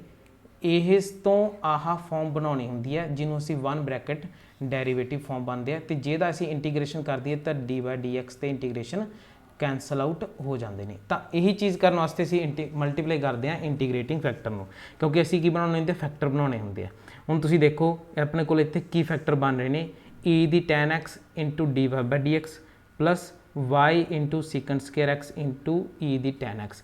ਕਹਿਣਾ ਮਤਲਬ ਆਪਣੇ ਕੋਲ ਇੱਥੇ d/dx, ਇੱਕ ਤਾਂ y ਹੈਗਾ ਗਾ ਕਿਉਂਕਿ y ਇਕੱਲਾ ਹੈਗਾ ਹੈ ਨਾ, ਅਤੇ ਨਾਲ ਇੱਧਰ ਆਪਣੇ ਕੋਲ dy/dx, ਅਤੇ ਇਸ ਦੇ ਨਾਲ ਹੋਰ ਕੀ ਆਪਣੇ ਕੋਲ e⁻ tan x। ਹੁਣ ਤੁਸੀਂ ਰਾਜੇ e⁻tan x y ਇਹਦਾ ਡੈਰੀਵੇਟਿਵ ਖੋਲੋ। First function as it is, ਮਤਲਬ ਜਾਂ ਫਸਟ ਕਹਿ ਲਓ ਸੈਕਿੰਡ ਕਹਿ ਲਓ, ਕੋਈ ਵੀ ਕਹਿ ਲਓ, ਇਸ ਨੂੰ ਫਸਟ ਫੰਕਸ਼ਨ ਕਹਿ ਲਓ, ਇਸ ਨੂੰ ਸੈਕਿੰਡ ਫੰਕਸ਼ਨ ਕਹਿ ਲਓ। First function as it is, ਦੂਜੇ ਦਾ derivative plus second function as it is, ਪਹਿਲੇ ਦਾ ਡੈਰੀਵੇਟਿਵ, ਪਹਿਲੇ ਡੈਰੀਵੇਟਿਵ ਕੀ ਹੈ e ਦੀ tan x ਦਾ ਡੈਰੀਵੇਟਿਵ e ਦੀ tan x ਤੇ tan x ਦਾ ਸੈਕਿੰਡ x। ਕਹਿਣ ਦਾ ਮਤਲਬ ਅਸੀਂ ਇਸ ਤੋਂ ਆ ਬਣਾ ਸਕਦੇ ਹਾਂ ਤੇ ਇਸ ਤੋਂ ਆ ਬਣਾ ਸਕਦੇ ਹਾਂ, ਇਹਨੂੰ ਬੋਲਦੇ ਹਾਂ ਅਸੀਂ ਵਨ ਡੈਰੀਵੇਟਿਵ ਫਾਰਮ। ਆ ਜਿਹੜੀ ਸਾਡੇ ਕੋਲ ਫਾਰਮ ਬਣ ਗਈ ਇਹਨੂੰ ਅਸੀਂ ਬੋਲਦੇ ਹਾਂ ਵਨ ਬ੍ਰੈਕਟ ਡੈਰੀਵੇਟਿਵ, ਠੀਕ ਹੈ ਜੀ। ਤਾਂ ਇੰਟੀਗ੍ਰੇਟਿੰਗ ਫੈਕਟਰ ਮਲਟੀਪਲਾਈ ਕਰਨ ਦੇ ਨਾਲ ਸਾਡੇ ਕੋਲ one bracket derivative form achieve ਹੋ ਜਾਂਦੀ ਹੈ। ਇੱਧਰ ਆਪਣੇ ਕੋਲ ਸਾਰੇ ਦਾ ਸਾਰਾ ਫੰਕਸ਼ਨ ਕਿਹਦੇ ਵਿੱਚ ਹੈ, x ਦੇ ਵਿੱਚ। ਹੁਣ ਅਸੀਂ ਕੀ ਕਰਾਂਗੇ, ਦੋਨਾਂ ਸਾਈਡ ਤੇ ਇੰਟੀਗ੍ਰੇਸ਼ਨ ਲਵਾਂਗੇ ਤੇ ਇਸ ਨੂੰ ਕੀ ਕਰਾਂਗੇ, ਸੋਲਵ ਕਰਾਂਗੇ। ਸੋਲਵ ਕਰ ਆ ਤਾਂ ਆਪਣੇ ਕੋਲ ਕੈਂਸਲ ਆਊਟ ਹੋ ਗਏ, y e ਦੀ tan x ਬਚਿਆ ਤੇ ਇਹਨੂੰ ਕੀ ਕਰਾਂਗੇ ਰਾਜੇ, ਅਸੀਂ ਸੋਲਵ ਆਊਟ ਕਰਾਂਗੇ। ਤੁਹਾਨੂੰ ਸੋਲਵ ਕਰਨਾ ਆਉਂਦਾ ਹੀ ਹੈ, ਇਹ ਸਾਰਾ ਟ੍ਰਿਗਨੋਮੈਟਰੀ। ਇਸੇ ਕਰਕੇ ਜਿਹੜਾ ਹੈ ਕੁਐਸਚਨ ਜਿਹੜਾ ਹੈ ਸਿਰਫ ਸਾਨੂੰ ਇੱਥੋਂ ਤੱਕ ਪੁੱਛਿਆ ਜਾਂਦਾ ਹੈ, ਕਿਉਂਕਿ ਇਸ ਤੋਂ ਬਾਅਦ ਕਾਫੀ ਲੈਂਥੀ ਜਿਹੜੀ ਸਾਡੀ ਇੰਟੀਗ੍ਰੇਸ਼ਨ ਬਣ ਜਾਂਦੀ ਹੈ। ਤਾਂ ਸਾਨੂੰ ਜਦੋਂ ਵੀ ਲੀਨੀਅਰ ਡਿਫਰੈਂਸ਼ੀਅਲ ਇਕੁਏਸ਼ਨ ਦਾ ਕੁਐਸਚਨ ਆਊਗਾ ਉਹ 'ਚ ਸਿਰਫ ਇੰਟੀਗ੍ਰੇਟਿੰਗ ਫੈਕਟਰ ਫਾਈਂਡ ਆਊਟ ਕਰਨ ਲਈ ਕਿਹਾ ਜਾਊਗਾ, ਤੇ ਜਾਂ ਫਿਰ ਕਿਹਾ ਜਾਊਗਾ ਵੀ ਨਿਊ ਇਕੁਏਸ਼ਨ ਜਿਹੜੀ ਬਣੂਗੀ ਉਹ ਦੱਸ ਦਿਓ, ਠੀਕ ਹੈ ਜੀ। ਜਿਵੇਂ ਕਿ ਨੈਕਸਟ ਐਗਜ਼ਾਮਪਲ ਸਾਨੂੰ ਦੇ ਰੱਖੀ ਹੈ, ਇਹਦੇ ਵਿੱਚ ਸਾਨੂੰ ਕਹਿੰਦੇ ਆ ਕਿ find the integrating factor of this. ਸਭ ਤੋਂ ਪਹਿਲਾ ਕੰਮ ਕੀ ਹੈ ਵੀ ਅਸੀਂ ਕੰਪੇਅਰ ਕਰੀਏ ਜਿਹੜੀ ਸਾਡੇ ਕੋਲ ਜਰਨਲ ਲੀਨੀਅਰ ਡਿਫਰੈਂਸ਼ੀਅਲ ਇਕੁਏਸ਼ਨ ਹੈ dy/dx plus py is equal to q ਦੇ। ਇੱਥੇ ਰਜੇ p ਤੇ ਜਿਹੜਾ q ਹੈ ਉਹ ਸਾਡੇ ਕੋਲ ਸਿਰਫ x ਦਾ ਫੰਕਸ਼ਨ ਹੋਣਾ ਚਾਹੀਦਾ ਹੈ। ਇਸ ਚੀਜ਼ ਦਾ ਅਸੀਂ ਖਾਸ ਧਿਆਨ ਰੱਖਣਾ ਹੈ। ਸਭ ਤੋਂ ਪਹਿਲਾਂ ਅਸੀਂ ਦੇਖਾਂਗੇ ਕਿ ਜਿਹੜੀ ਸਾਡੇ ਕੋਲ ਲੀਨੀਅਰ ਡਿਫਰੈਂਸ਼ੀਅਲ ਇਕੁਏਸ਼ਨ ਹੈ ਉਹਦੇ ਵਿੱਚ dy/dx ਦਾ ਕੋਫੀਸ਼ੀਐਂਟ 1 ਹੈ, ਯੈਸ 1 ਹੈਗਾ ਗਾ। ਉਸ ਤਰ੍ਹਾਂ ਅਸੀਂ ਦੇਖਾਂਗੇ ਵੀ ਜਿਹੜਾ p ਹੈ ਉਹ ਆਪਣੇ ਕੋਲ x ਦਾ ਫੰਕਸ਼ਨ ਹੈ, ਤਾਂ ਅਸੀਂ ਦੇਖਿਆ ਵੀ ਇੱਥੇ ਸਾਡੇ ਕੋਲ 1 ਹੀ ਦੇ ਰੱਖਿਆ। ਕਹਿਣਾ ਮਤਲਬ ਵੀ ਇੱਥੇ ਤਾਂ ਸਹੀ ਠੀਕ ਲੱਗ ਰਹੀ ਹੈ ਹਜੇ ਤੱਕ ਕਹਾਣੀ। ਪਰ ਜਦੋਂ ਅਸੀਂ ਇੱਧਰ Q ਵੱਲ ਵਧੇ ਤਾਂ ਅਸੀਂ ਇੱਥੇ ਦੇਖਿਆ ਵੀ ਸਾਡੇ ਕੋਲ ਵੈਲਿਊ ਜਿਹੜੀ ਹੈ ਉਹ ਇਸ ਤਰ੍ਹਾਂ ਦੇ ਰੱਖੀ ਹੈ 1/x × 1 + y। ਕਹਿਣ ਦਾ ਮਤਲਬ ਸਾਡੇ ਕੋਲ Q ਜਿਹੜਾ ਹੈ ਉਹ y ਤੇ x ਦੋਨਾਂ ਦਾ ਰਲਮਾ ਮਿਲਮਾ ਜਾਂ ਫੰਕਸ਼ਨ ਆ ਗਿਆ। ਉੱਪਰ 1 + x ਹੈ, ਨੀਚੇ x ਹੈ, ਜਦ ਕਿ Q ਕਾਹਦਾ ਫੰਕਸ਼ਨ ਹੋਣਾ ਚਾਹੀਦਾ, ਸਿਰਫ ਔਰ ਸਿਰਫ x ਦਾ। ਫਿਰ ਇਸ ਨੂੰ ਅਸੀਂ ਕੀ ਕਰਾਂਗੇ, ਸੋਲਵ ਕਰਨ ਟਾਈਮ ਰੀਅਰੇਂਜ ਕਰਾਂਗੇ dy/dx plus y is equal to 1/x plus y/x। ਮੈਂ ਕਿਉਂ ਇਸ ਤਰ੍ਹਾਂ ਲਿਖਿਆ ਦੇਖਦੇ ਹਾਂ ਅੱਗੇ ਜਾ ਕੇ, ਕਿਉਂਕਿ dy/dx plus y minus y/x ਇੱਧਰ ਲੈ ਕੇ ਆ ਜਾਂਦਾ ਤੇ ਇੱਧਰ ਆਪਣੇ ਕੋਲ 1/x ਰਹਿ ਗਿਆ। ਹੁਣ ਤੁਸੀਂ ਦੇਖੋ ਵੀ ਇਹ ਆਪਣੇ ਕੋਲ ਕਿਉਂ ਕੀ ਹੈ, x ਦਾ ਫੰਕਸ਼ਨ ਹੈ ਸਿਰਫ। ਇੱਥੋਂ ਅਸੀਂ ਕੀ ਕਰਾਂਗੇ, y ਨੂੰ ਕਾਮਨ ਕੱਢ ਲਾਂਗੇ ਤਾਂ ਆਪਣੇ ਕੋਲ 1 - 1/x ਰਹਿ ਜੂ ਇਜ਼ ਇਕੁਅਲ ਟੂ 1/x ਰਹਿ ਜੂ। ਤਾਂ y ਦੇ ਨਾਲ ਕੀ ਲੱਗਿਆ ਹੋਇਆ p ਤੇ ਇੱਧਰ ਆਪਣੇ ਕੋਲ ਕੀ ਹੈ q। y p ਦੇ ਨਾਲ p ਦੀ ਵੈਲਿਊ ਕਿੰਨੀ ਹੈ 1 - 1/x ਤੇ q ਦੀ ਵੈਲਿਊ ਕਿੰਨੀ ਹੈ 1/x। ਤਾਂ ਦੋਨੇ ਹੀ ਚੀਜ਼ਾਂ ਜਿਹੜੀਆਂ ਕੰਡੀਸ਼ਨ ਸਾਡੀਆਂ ਸੈਟੀਸਫਾਈ ਹੋ ਗਈਆਂ ਕਿ ਇੱਕ ਤਾਂ dy/dx ਦਾ ਆਪਣੇ ਕੋਲ ਕੋਫੀਸ਼ੀਐਂਟ 1 ਹੋਣਾ ਚਾਹੀਦਾ, ਦੂਸਰਾ ਕੀ ਹੈ p ਜਿਹੜਾ ਤੇ q ਜਿਹੜਾ ਉਹ ਆਪਣੇ ਕੋਲ ਸਿਰਫ ਔਰ ਸਿਰਫ x ਦਾ ਫੰਕਸ਼ਨ ਹੋਣਾ ਚਾਹੀਦਾ। ਤੇ ਜਦੋਂ ਆਪਣੇ ਕੋਲ ਇਹ ਦੋਨੇ ਚੀਜ਼ਾਂ ਕੰਡੀਸ਼ਨਸ ਫੁੱਲਫਿਲ ਹੋ ਗਈਆਂ ਫਿਰ ਅਸੀਂ ਕੀ ਫਾਈਂਡ ਆਊਟ ਕਰਨ ਲਈ ਕਿਹਾ ਗਿਆ, ਇੰਟੀਗ੍ਰੇਟਿੰਗ ਫੈਕਟਰ ਜੋ ਕਿ ਹੈ e ਦੀ ਪਾਵਰ p × dx, ਮਤਲਬ e ਦੀ ਪਾਵਰ p ਦਾ ਇੰਟੀਗ੍ਰੇਸ਼ਨ। ਤੇ p ਕਿੰਨਾ ਆਇਆ ਸੀ ਰਾਜੇ 1 - 1/x। ਕਿੰਨਾ ਆ ਜਾਊਗਾ e ਦੀ ਪਾਵਰ 1 - 1/x × dx। ਤਾਂ ਇਹਦਾ ਇੰਟੀਗ੍ਰੇਸ਼ਨ ਸੋਲਵ ਕਰਕੇ ਕਿੰਨਾ ਆਊਗਾ ਆਪਣੇ ਕੋਲ, ਇਹ ਆ ਜਾਊ ਆਪਣੇ ਕੋਲ e ਦੀ ਪਾਵਰ x - log x। ਤਾਂ ਕਿੰਨਾ ਆ ਜਾਊ e ਦੀ x × e ਦੀ -log x, ਜਿਸ ਨੂੰ ਅਸੀਂ ਲਿਖ ਸਕਦੇ ਹਾਂ e ਦੀ x/x, ਕਿਉਂਕਿ e ਦੀ log ਕੈਂਸਲ ਆਊਟ ਹੋ ਜਾਊਗਾ ਤਾਂ ਆਨਸਰ ਆਪਣੇ ਕੋਲ e ਦੀ x/x ਆ ਜਾਊਗਾ। ਤਾਂ ਇਸ ਤਰ੍ਹਾਂ ਜਿਹੜੇ ਇਹ ਕੁਐਸਚਨ ਸੋਲਵ ਆਊਟ ਕਰ ਸਕਦੇ ਆ ਰਾਜੇ ਇੰਟੀਗ੍ਰੇਟਿੰਗ ਫੈਕਟਰ ਫਾਈਂਡ ਆਊਟ ਕਰਨ ਵਾਸਤੇ। ਨੈਕਸਟ ਐਗਜ਼ਾਮਪਲ ਆ ਸਾਡੇ ਕੋਲ, find the integrating factor of sin x dy/dx plus 2y cos x is equal to 1। ਸਭ ਤੋਂ ਪਹਿਲਾਂ ਅਸੀਂ general linear differential equation dy/dx plus py is equal to q ਨਾਲ ਕੰਪੇਅਰ ਕਰਾਂਗੇ। ਕੋਫੀਸ਼ੀਐਂਟ 1 ਹੋਣਾ ਚਾਹੀਦਾ ਹੈ ਜੋ ਕਿ ਨਹੀਂ ਹੈਗਾ ਗਾ, ਤਾਂ ਫਿਰ ਅਸੀਂ ਡਿਵਾਈਡ ਕਰਾਂਗੇ ਤਾਂ dy/dx ਕਿੰਨਾ ਆ ਜਾਊਗਾ, sorry dy/dx plus 2y upon ਸਾਡੇ ਕੋਲ ਆ ਜੂ sin x is equal to 1 ਕੀ ਆ ਜੂ sin x ਆ ਜਾਊਗਾ। ਹਜੇ ਵੀ ਕੁਛ ਚੀਜ਼ਾਂ ਅਧੂਰੀਆਂ ਨੇ, ਕਿ ਅਧੂਰੀ ਹੈ ਕਿ dy/dx plus 2y, ਇਸ ਨੂੰ ਅਸੀਂ ਕੀ ਲਿਖ ਸਕਦੇ ਹਾਂ cot x ਤੇ ਸਾਨੂੰ ਸਾਰਿਆਂ ਨੂੰ ਪਤਾ ਹੈ 1 ਅਪੋਨ ਸਾਈਨ ਨੂੰ ਕੀ ਅਸੀਂ ਲਿਖ ਸਕਦੇ ਹਾਂ ਕੋਸੈਕੈਂਟ x ਲਿਖ ਸਕਦੇ ਹਾਂ। ਤਾਂ ਇੱਥੋਂ ਰਾਜੇ ਹੁਣ ਸਾਡੇ ਕੋਲ p ਦੀ ਵੈਲਿਊ ਕਿੰਨੀ ਆ ਗਈ, y ਦੇ ਨਾਲ ਲਿਖੀ ਹੋਈ ਹਰ ਟਰਮ ਕੀ ਹੈ p ਹੈ, that is 2 cot x। q ਦੀ ਵੈਲਿਊ ਕਿੰਨੀ ਆ ਗਈ ਕੋਸੈਕੈਂਟ x, ਦੋਨੇ x 'ਚ ਨੇ ਤਾਂ ਸਾਡੀ ਕੰਡੀਸ਼ਨ 2 ਵੀ ਸੈਟੀਸਫਾਈ ਹੋਗੀ। ਇੰਟੀਗ੍ਰੇਟਿੰਗ ਫੈਕਟਰ ਫਾਈਂਡ ਆਊਟ ਕਰਨ ਲਈ e ਦੀ ਪਾਵਰ p ਇੰਟੂ dx ਅਸੀਂ ਲਿਖ ਦਾਂਗੇ। ਇੰਟੀਗ੍ਰੇਟਿੰਗ ਫੈਕਟਰ ਫਿਰ ਕਿੰਨਾ ਆ ਗਿਆ ਆਪਣੇ ਕੋਲ, ਉਹ ਆ ਗਿਆ e ਦੀ ਪਾਵਰ 2 ਬਾਹਰ ਲਿਖ ਲਿਆ, ਅੰਦਰ ਕੀ ਆ ਗਿਆ cot x ਇੰਟੂ dx। ਤੇ cot x ਦਾ ਸਾਡੇ ਕੋਲ ਕੁਝ ਡਾਇਰੈਕਟ ਜਿਹੜਾ ਹੈ ਉਹ ਆਨਸਰ ਨਹੀਂ ਹੁੰਦਾਗਾ ਇੰਟੀਗ੍ਰੇਸ਼ਨ ਦਾ, ਫਿਰ ਅਸੀਂ ਇਸ ਨੂੰ cos x upon sin x ਦੀ ਫਾਰਮ ਦੇ ਵਿੱਚ ਲਿਖ ਸਕਦੇ ਹਾਂ। ਤੇ ਜਦੋਂ ਅਸੀਂ ਇਸ ਨੂੰ 2 ਹੁਣ ਸਾਨੂੰ ਪਤਾ ਰਹੇ ਜੀ sin x ਦਾ ਡੈਰੀਵੇਟਿਵ ਕੀ ਹੁੰਦਾ, ਉਹ ਹੁੰਦਾ cos x, ਤਾਂ ਨੀਚੇ ਵਾਲੇ ਦਾ ਡੈਰੀਵੇਟਿਵ ਅਗਰ ਉੱਪਰ ਹੋਵੇ ਤਾਂ ਅਸੀਂ ਉਸ ਨੂੰ ਕੀ ਲਿਖ ਸਕਦੇ ਹਾਂ log sin x ਦਾ ਮੋਡੂਲਸ। ਤਾਂ ਆਹ ਆਨਸਰ ਕਿੰਨਾ ਆ ਗਿਆ ਆਪਣੇ ਕੋਲ 2, ਕਿਉਂਕਿ ਆਪਣੇ ਕੋਲ ਅੱਗੇ ਹੈ ਤਾਂ ਇਸ ਨੂੰ ਅਸੀਂ ਪਾਵਰ ਦੇ ਵਿੱਚ ਲਿਖ ਸਕਦੇ ਹਾਂ।